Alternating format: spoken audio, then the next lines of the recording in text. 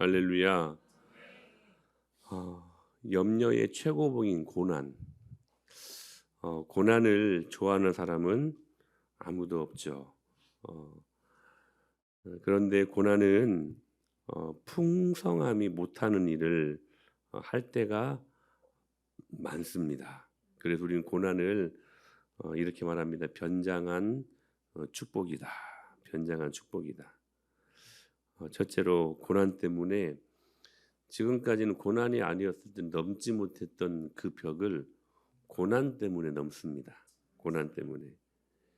야이로는 회당장이었지만 그러나 절망적인 상황에 놓여 있는 상황입니다. 12살 된 딸이 지금 죽을 병에 걸린 것입니다. 죽을 병이라니, 죽을 병. 일단 변명은 기록이 잘 되어 있지 않습니다. 그런데 알면 아마 치료하려 했을 것입니다. 근데 알아도 안 되는 병이 있습니다.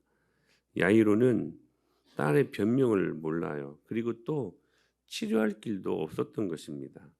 가능했으면 예수님 찾지 않고 아마 의사부터 찾았을 아니 지금까지 의사 찾고 약 찾고 했을 것입니다. 가만히 보면 남자들이 은혜들을 잘 못 받습니다. 물론 우리 은혜마을교회는 그렇지 않은 교회임을 믿습니다. 근데 제가 보면 남자들이 잘 이렇게 뜨겁지가 않아요. 보면 왜냐하면 그 체면이라는 것 때문에 체면. 야이로가요 회당장입니다. 유대 사회가요 우리나라 옛날 그 사회와 굉장히 비슷한 공통점을 이루는 사회인 것을 보게 됩니다. 우리나라도 옛날 문화가 체면 문화 아닙니까?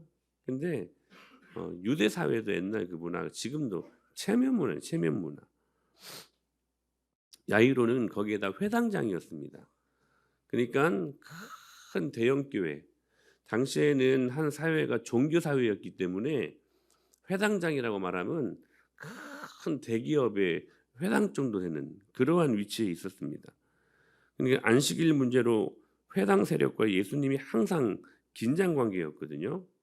이게 쉽게 그들이 예수님께 나오기 힘든 상황이었습니다. 뭐 때문에? 체면 때문에.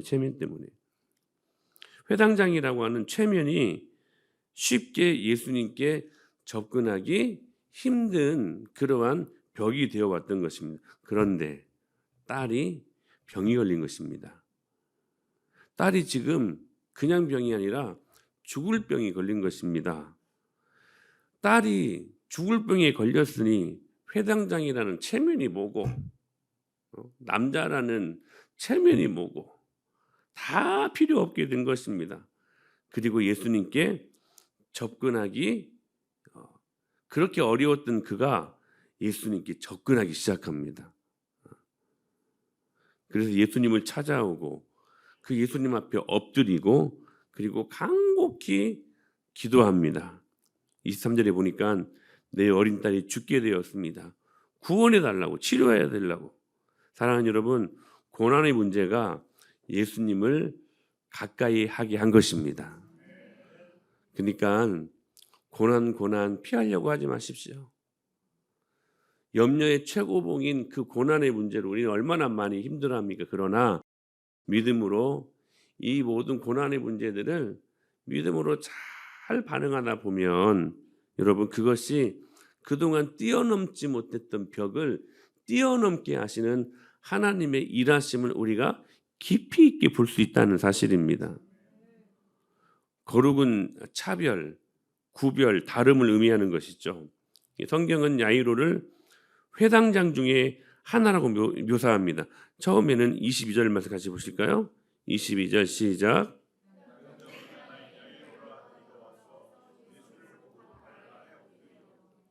표현이 좀 바뀝니다. 처음에는 회당장 중에 하나인 야이로.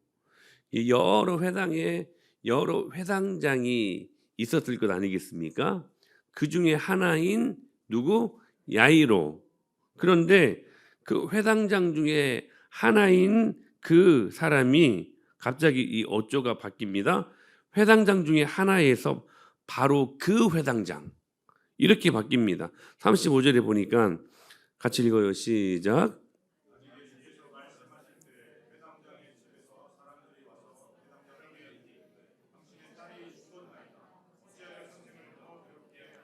성경은 여러 회당장 중에 하나 이 야이로를 이제는 그 회당장.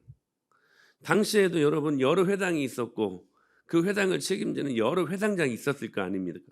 이 야이로도 그 중에 하나인데 성경은 어느 순간 이 야이로를 향하여서 하나밖에 없는 회당장처럼 묘사하고 있는 거예요. 무엇 때문이었을까? 고난을 뛰어넘는 믿음 때문에 그랬어요. 그 중간에 어떤 이야기가 삽입되어 있습니까? 12회를 혈류증으로 앓는 여인을 치료하는 이야기. 지금 야율의 딸은 긴급하게 지금 죽기 일부 직전에 그런 딸 아니었습니까? 근데 중간에 12회 혈류증을 앓는 여인과 쓸데없는 시간 지체하는 그러한 옥신각신 그러한 시간들을 보내게 됩니다. 얼마나 떨렸을까? 얼마나 많이 초조했을까? 빨리 가도 지금 어림없는 상황인데 왜 중간에 그렇게 시간을 허비하고 있는 것일까? 왜 그러는 것일까? 근데요, 그렇게 시간을 지체하는 시간들 동안에 청천벽력과 같은 소리를 듣지 않습니까? 누군가 아는 사람이 이렇게 오는데 보니까 그 사람이 당신의 딸이 지금 막 죽었습니다. 이거 미치고 팔짝 뛸 노릇 아니겠습니까? 거봐. 왜 중간에 이 시간을 지체함으로 빨리 달려가서 기도해 주셔도 낫게 해주실 것을 왜 이렇게 어림없는 짓을 하고 계셨는가 할 수 있는 상황 아닙니까? 그런데도요 끝까지 원망하지 않고 불평하지 않고 믿기만 하라 하고 하신 하나님의 말씀을 그대로 신뢰하고 죽었습니다. 더 이상 예수님이 그 집에 갈 필요가 없습니다. 그 집에 가는 이유가 뭐예요? 지금 죽기 일부 직전에 딸을 살리는 건 아닙니까? 치료하는 건 아닙니까? 그런데 죽었어요. 게임 끝이에요. 다시 갈 필요가 있어요? 없어요? 없어요. 그런데 예수님이 가셔요. 그럼에도 불구하고. 그 야이로가 속으로 어떤 생각을 했을까? 아마 이런 생각했을 거예요. 내가 이 예수님을 신뢰해야 되겠다. 죽었으면 끝인데 갈 필요가 없는데 그래도 가는 거 보니까 그래도 그 안에 소망이 있는 것이구나. 예수 안에 소망이 있다. 그거 붙들고 뚜벅뚜벅 그냥 믿고 갑니다. 믿고 갑니다. 사랑하는 여러분, 염려를 다 주님 앞에 맡기십시오.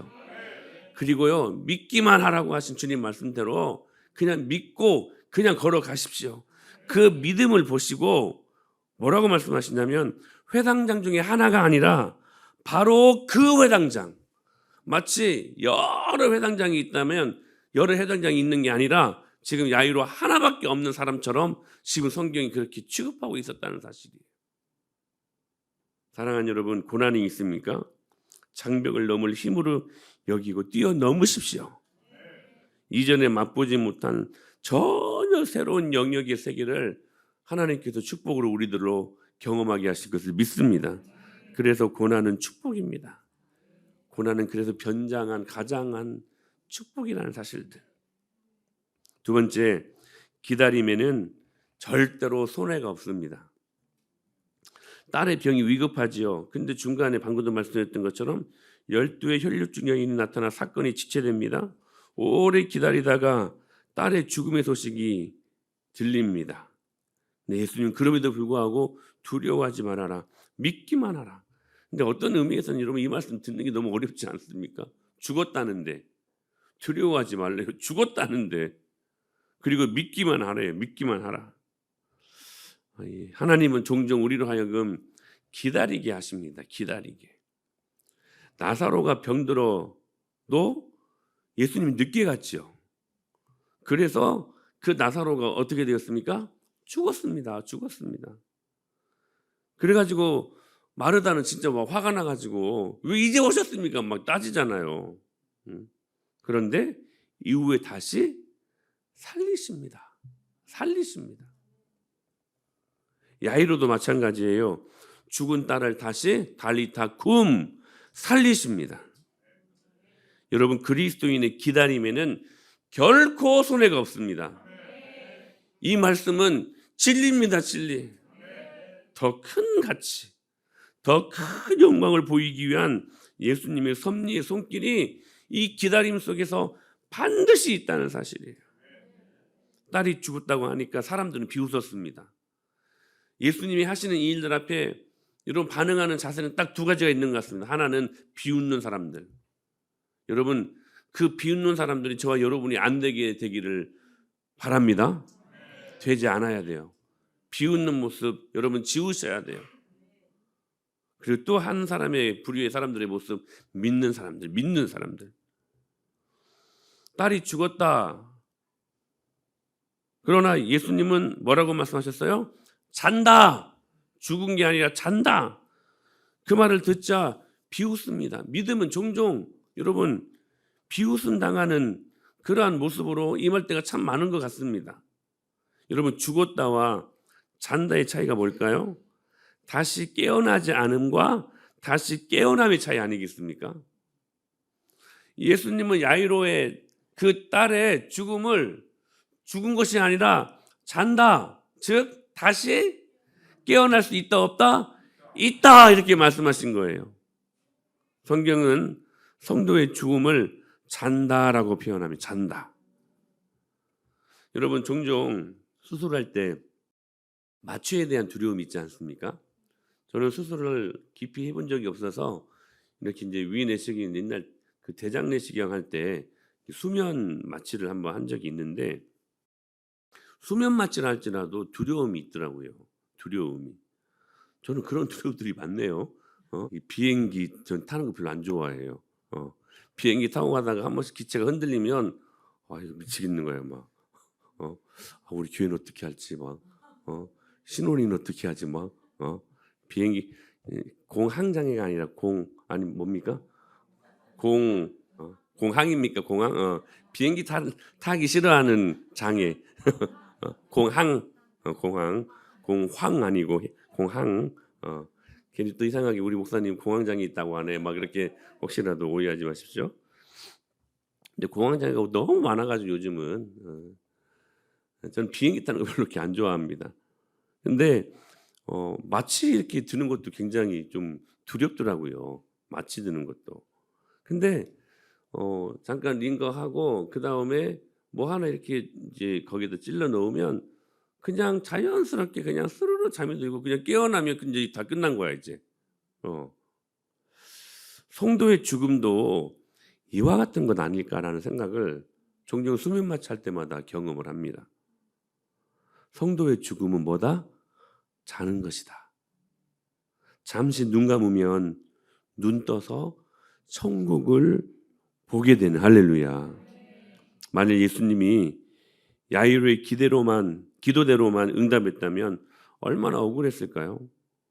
오라니 간다. 병 고쳐달라고 하니까 그렇게 하신다. 그런데 실제의 응답은 이것보다 더 크고 더 이렇게 광범위한 것 아니었겠습니까? 드라마틱하고 막. 사랑하는 여러분, 예수님은 병뿐이 아니라 죽음을 이기신 부활의 주님이심을 믿습니다. 그러니까 야이로의 기도 응답대로 살아있는 상태에서 치료하고, 그렇죠? 여러분 큰 드라마틱한 장면이 아니었을 것입니다. 그런데 기도가 응답이 안 되는 것처럼 보였어요. 죽어버렸네. 기도 응답 끝. 죽어버렸어 이제. 근데 야이로의 바람과 다르게 죽은 상태에서도 주님은 가셔서 다시 살려내잖아요. 그때 부활의 에피타이저, 그 사건을 그들에게 보여주신 것 아닙니까? 사랑하는 이번 한 주간 고난주간 특세를 통하여서 우리가 완전히 죽는 시간들 될 수 있게 되길 축복합니다. 그러기 위해서 여러분 365일 일주일 7일 동안 우리 예수 그리스도의 남은 고난의 새벽에 깨어서 같이 기도하는 시간 되었으면 너무너무 좋겠습니다. 우리가 완전히 죽을 때에 주님께서 우리를 완전히 살리신다. 부활의 영광이 있다는 사실들을 깨닫고 기다림 속에서 더 좋은 것 주시는 하나님이심을 믿음으로 받고 우리의 기도보다 우리의 생각보다 주님은 더 좋은 것 주신다. 할렐루야. 다시 우리의 기도보다 우리의 생각보다 주님은 더 좋은 것 주신다. 그 주님 붙들고 뒤태대요. 할렐루야. 걱정에서부터 염려에서부터 해방된 사람으로 이번 한 주간 믿음으로 능력으로 살아가는 저와 여러분이 될 수 있게 되기를 축복합니다.